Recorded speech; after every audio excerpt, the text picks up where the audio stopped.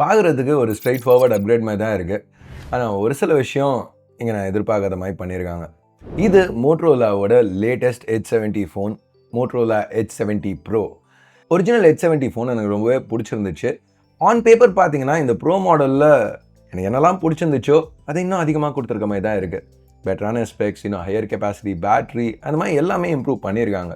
But actual day to day யூஸில் இந்த phone எப்படி பெர்ஃபார்ம் பண்ணுது? இந்த வீடியோவில் H70 ப்ரோவை அன்பாக்ஸ் பண்ணி அதை தான் பார்க்க போகிறோம். என் பேர் ஆஷ், நீங்கள் பார்த்துட்டு இருக்கிறது C4E Tech தமிழ். வீடியோ பிடிச்சிருந்துச்சுன்னா என்ன பண்ணணும்னு உங்களுக்கே தெரியும். இப்போ நம்ம வீடியோவுக்கு போவோம்.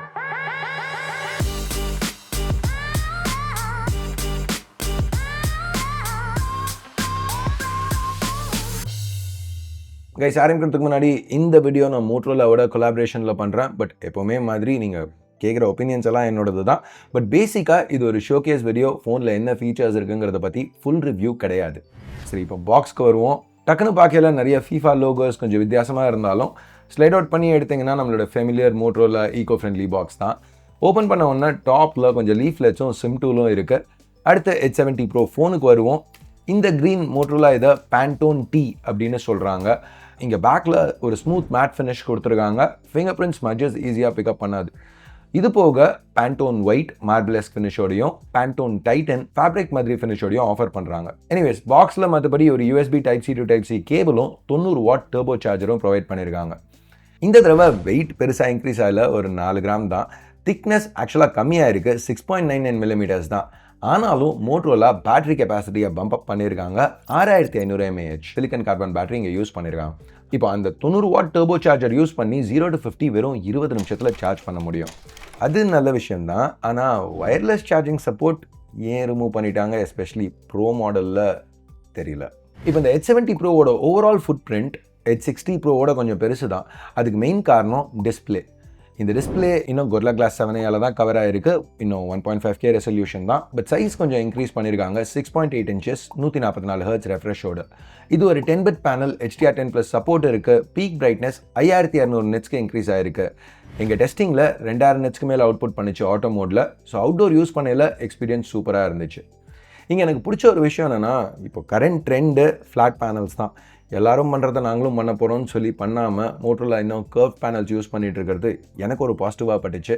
இப்போ உங்களுக்கு கர்வ் பேனல்ஸ் பிடிக்கலாம், ஃப்ளாட் பேனல்ஸ் பிடிக்கலாம், அதெல்லாம் ஓகே. பட் ஒரு கன்சியூமராக ஒரு ஆல்டர்னேட்டிவ் ஆப்ஷன், ஒரு சாய்ஸ் இருக்குது அப்படிங்கிறது எனக்கு ஒரு நல்ல விஷயமா தெரிஞ்சுது. ப்ளஸ் பர்சனலாக எனக்கு கர்வ் பேனல்ஸ் பிடிக்கும். ஏன்னா ஸ்வைப் பண்ணையில் இந்த நேச்சுரல் ஃபீல் நல்லாயிருக்கும். அது மட்டும் இல்லாமல் இங்கே டிஸ்பிளே பேக் ரெண்டுமே இன்வெர்ட்ஸ் கர்வ் ஆகிறதுனால ஏற்கனவே ஸ்லீக்காக இருக்கிற ஒரு ஃபோன் கையில் பிடிக்கல, இன்னும் ஸ்லிம்மான ஃபீல் கொடுக்குது. உங்களுக்கு அந்த டிப்பிக்கல் மோட்டோரோலா கம்ஃபர்ட் ஃபேக்டர் இந்த ஃபோனில் கிடைக்கும். இப்போ மோஸ்ட்டாக எல்லாமே பாலிகார்பனேட் தான். பட் ஆனாலும் கையில் ஒரு ப்ரீமியம் ஃபீல் இருக்குது. ஸோ இப்போ இந்த பேக், அந்த கேமரா எல்லாமே மோட்டோ சிக்னேச்சர் மாதிரி இங்கே எடுத்துகிட்டு வந்திருக்காங்க. மோட்டோரோலா இன்னமும் IP68, IP69 ரேட்டிங், அது போக மிலிட்ரி ஸ்டாண்டர்ட் 8 சர்டிஃபிகேஷனும் ஆஃபர் பண்ணுறாங்க. இப்போ கேமராஸ் பற்றி பேசல, இந்த ஃபோனோட ஒரு மேஜர் ஸ்ட்ரென்த் அதோட கேமராஸ். பிரைமரி நம்ம ஏற்கனவே H70 ஃபியூஷனில் பார்த்த அதே Sony LYT 710 sensor, 50 megapixel sensor. இங்கே ISP இன்னும் ஸ்ட்ராங்காக இருக்கிறதுனால அந்த ஃபோனோட பெர்ஃபார்மன்ஸ் இங்கே இன்னமும் பெட்டராக இருக்குது. இது ஒரு f1.8 லென்ஸோட பேராக இருக்குது, OIS-ஓட. நல்ல லைட்டிங் கண்டிஷன்ஸில் பெருசாக டிஃப்ரென்சஸ் நோட்டீஸ் பண்ண போகிறதில்ல. கலர்ஸ் நேச்சுரலாக இருந்தது, பேண்டோன் வேலிடேட்டட், டீட்டெயில்ஸ் குறை சொல்லிக்கிற மாதிரி இல்லை. டைனாமிக் ரேஞ்ச் நல்லா வைடாக இருந்துச்சு. இங்கே லோ லைட்டில் தான் அந்த வித்தியாசம். இங்கே பெர்ஃபார்மன்ஸ் நல்லாவே நோட்டீஸ் பண்ணுற மாதிரி இருந்துச்சு. இப்போ இந்த ஷார்ட்டை பாருங்களேன், டோட்டலாக எல்லாமே டார்க்காக இருக்குது. ரூம்குள்ளே லைட் நல்லா பிரைட்டாக இருக்குது. அந்த ஷேடோஸ், ஹைலைட்ஸ் ரெண்டுமே இந்த சென்சர் நல்லா ஹேண்டில் பண்ணியிருக்கு. நல்லா பேலன்ஸ்டாக இருக்குன்னு சொல்லலாம். இந்த ISP, அந்த லைட் 710ஓட 20% improve signal to noise handling, இதெல்லாம் இருக்கிறதுனால லோ லைட்டில் பெர்ஃபார்மன்ஸ் இந்த செக்மெண்ட்டுக்கு ரொம்பவே நல்லா இருக்குது.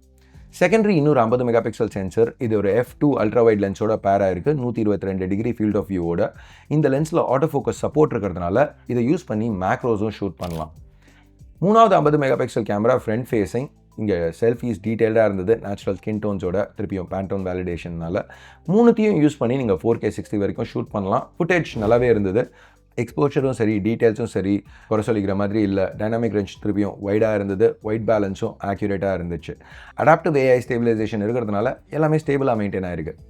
ஸ்டெபிலிட்டி பற்றி பேசையில் 360 டிகிரி ஹரைசன் லாக்கும் ஆஃபர் பண்ணுறாங்க. ஸோ நீங்கள் ஃபோனை எப்படி பிடிச்சிங்கனாலுமே ஃபுட்டேஜ் ஸ்டேபிளாக தான் இருக்கும். எனக்கு பிடிச்சிருந்த இன்னொரு ஃபீச்சர் ஃப்ரேம் மேட்ச். ஸோ பேசிக்காக உங்களை வச்சு ஒரு ஷாட் நீங்கள் எடுக்கணுங்க இல்லை, அது முதல்ல நீங்கள் ஃப்ரேம் பண்ணிவிட்டு வேறு யார்ட்டாவது ஃபோனை கொடுத்தீங்கன்னா எக்ஸாக்டாக அந்த ஃப்ரேமிங் எப்படி இருக்கணுங்கிறதுக்கு ஒரு ஓவர்லே உங்களுக்கு கிடைக்குது. ஸோ அடுத்தவங்களை வச்சு ஃபோன் எடுக்கிறதுக்கு ரொம்பவே கன்வீனியண்ட்டாக இருக்கும். இந்த ஃபீச்சர் இன்ஃபேக்ட் மற்ற ஃபோன்ஸ்லேயும் பிராண்ட்ஸ் ஆஃபர் பண்ணால் நல்லாயிருக்கும்னு நான் நினைக்கிறேன். ஏன்னா எனக்கு கண்டிப்பாக யூஸ்ஃபுல்லாக இருக்கும். இப்போ இந்த கேமராஸில் ஒரு நெகட்டிவ் என்னென்னு பார்த்தீங்கன்னா, இந்த தடவை டெலஃபோட்டோ கேமரா டெடிகேட்டடாக கிடையாது.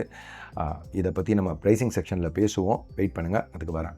இப்போ காம்ப்ரமைசஸ் இல்லாத பார்ட்னு பார்த்தீங்கன்னா உள்ள எஸ்ஓசி நம்பர்ஸ் வச்சு பார்க்கல Dimensity 8500 8350 என்ன பெரிய டிஃப்ரென்ஸா அப்படின்னு நீங்கள் யோசிக்கலாம். பட் ஆக்சுவலாக இது ஒரு மேஜர் பம்ப் அப்.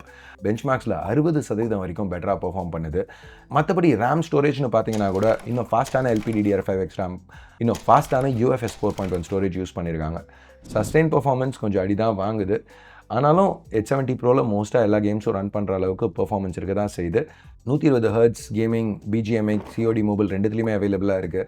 இங்கே எனக்கு ரொம்ப இன்ட்ரெஸ்டிங்காக பட்ட விஷயம் என்னென்னா, இந்த ஸ்ட்ரெஸ் டெஸ்ட் 20 நிமிஷம் ஓட்டினதுக்கப்புறம் கூட டெம்பரேச்சர் 39 டிகிரி தான் போச்சு. 45 டிகிரி வரைக்கும் நம்ம பெருசாக ஹீட்டுன்னு சொல்ல மாட்டோம். ஸோ தெர்மல் ஹெட்ரூம் நிறையவே இருக்குது.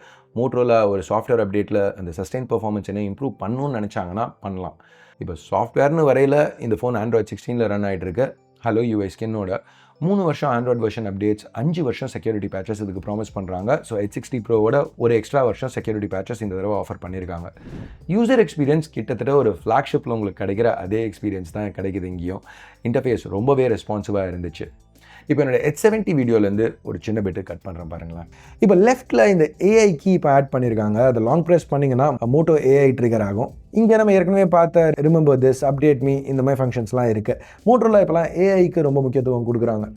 லைக் இங்கே பார்த்தீங்கன்னா கோபைலட் விஷன் நீங்கள் வந்து ஆக்சஸ் பண்ணலாம். இல்லை நீங்கள் ஒரு வெப்சைட் யூஸ் பண்ணிகிட்டு இருக்கையில் Perplexity யூஸ் பண்ணி எக்ஸ்ப்ளோர் பண்ணலாம். Of course Google Gemini Circle to Searchும் இங்கே அவைலபிளாக இருக்குது. அப்புறம் ஸ்மார்ட் கனெக்ட்டும் இன்க்ளூட் பண்ணியிருக்காங்க. எனக்கு ரொம்ப பிடிச்ச ஒரு மோட்டோ ஃபீச்சர். அஃப்கோர்ஸ் நம்பர் 1 எப்போவுமே இதுதான். எஸ்பெஷலி இப்போ வீட்டில் குழந்தை இருக்கிறதுனால நைட் ஏதாவது போய் ஸ்நாக்ஸ் ஏதாவது எடுக்கணும் குறிக்கிறதுக்கு தோணுச்சுன்னா அப்போல்லாம் லைட்டை போடாமல் அப்படியே எடுத்துகிட்டு போய் தேடுறதுக்கு கொஞ்சம் ரொம்பவே யூஸ்ஃபுல்லாக இருந்துச்சு. பட் எனிவேஸ் நம்ம கதைக்கு வருவோமே. ஒரு சிங்கிள் கமாண்டில் உங்கள் ஸ்க்ரீனை ஒரு டேப்லெட்டில் எடுத்துன்னு வர முடியும். எந்த டேப்லெட்டாக இருந்தாலும் சரி, மோட்டோரோலாவாக இருக்கணும்னு அவசியம் இல்லை. இல்லை டெஸ்க்டாப் மோட் யூஸ் பண்ணி இன்னும் ப்ரொடக்டிவாக பெரிய ஸ்க்ரீனில் யூஸ் பண்ணலாம். இப்போ நீங்கள் பார்த்த எல்லாமே இந்த ப்ரோ மாடலுக்கும் பொருந்தும். ஃபேன் ஃபேவரட் ஃபீச்சர்ஸ், அந்த ஃப்ளாஷ்லைட் ஷார்ட் கட், இல்லை ட்விஸ்ட் லான்ச் கேமரா, அது எல்லாமே இங்கேயும் ஆஃபர் பண்ணியிருக்காங்க. இப்போ ஃபைனலாக நம்ம ப்ரைஸிங்க்கு வருவோம். H70 Pro 39,000 ரூபாய்க்கு லான்ச் பண்ணியிருக்காங்க. ஆஃபர்ஸோட 37,000 அவைலபிளாக இருக்கும். இப்போது ரேம் ஸ்டோரேஜ் ரேட்லாம் ஏறினே இருக்கிறதுனால இந்த ப்ரைஸிங் இன்றைக்கி தேதிக்கு ரொம்ப காம்படிட்டிவாக இருக்க மாதிரி தான் எனக்கு பட்டுச்சு. இப்போது டெலஃபோட்டோ கேமரா கட் பண்ணியிருக்காங்கிறது ஒரு நெகட்டிவ் தான். பட் இப்போ உள்ள மார்க்கெட்டை வச்சு நீங்கள் பார்க்கல, இந்த வருஷம் எந்த பிராண்டுமே 40,000 ரூபாய்க்கு கம்மியாக டெலஃபோட்டோ கேமராவோட ஃபோன் லான்ச் பண்ணல. ஆனால் எனக்கு ரொம்ப கன்ஃபியூசிங்காக பட்டது ஒயர்லெஸ் சார்ஜிங் அவங்க கட் பண்ணியிருக்கிறது தான். ஏன்னா ரெகுலர் H70 மாடலில் அதை ஆஃபர் பண்ணிட்டு ப்ரோ மாடலில் ஒயர்லெஸ் ரிமூவ் பண்ணுறதுக்கு என்ன ரீசன் எனக்கு கொஞ்சம் ஸ்ட்ரேஞ்சாக பட்டுச்சு. இப்போ இதெல்லாம் இருந்தாலும் தாறுமாறு லோ லைட் பெர்ஃபார்மன்ஸ், அந்த மோட்டோரோலாவோட எர்கனாமிக்ஸ், அந்த ஸ்லீக்னஸ், அந்த ஹை கெப்பாசிட்டி பேட்டரி, அந்த பிரைட்டான கர்வ் டிஸ்பிளே, ரொம்ப முக்கியமாக அவங்க யூஸ் பண்ணியிருக்க அந்த பவர்ஃபுல் ஆல்மோஸ்ட் ஃப்ளாக்ஷிப் SoC, இதெல்லாம் இருக்கிறதுனால மோட்டோரோலா ரொம்பவே ஒரு காம்படிட்டிவான ஃபோனை தான் இந்த ப்ரைஸ்க்கு லான்ச் பண்ணியிருக்க மாதிரி தெரியுது இந்த H70 Proவில். ஸோ உங்களுக்கு கிட்டத்தட்ட ஃப்ளாக்ஷிப் எக்ஸ்பீரியன்ஸ், தரமான கேமராஸோட வேணும்னா இந்த H70 Pro உங்களுக்கு கரெக்டான ஃபிட்டாக இருக்க சான்ஸ் இருக்குது. இது என்னோட கருத்து. நீங்கள் என்ன நினைக்கிறீங்க மோட்டோரோலா H70 Pro பற்றி? கீழே உள்ள கமெண்ட் செக்ஷனில் சொல்லுங்கள். வீடியோ பார்த்ததுக்கு நன்றி. Ash out.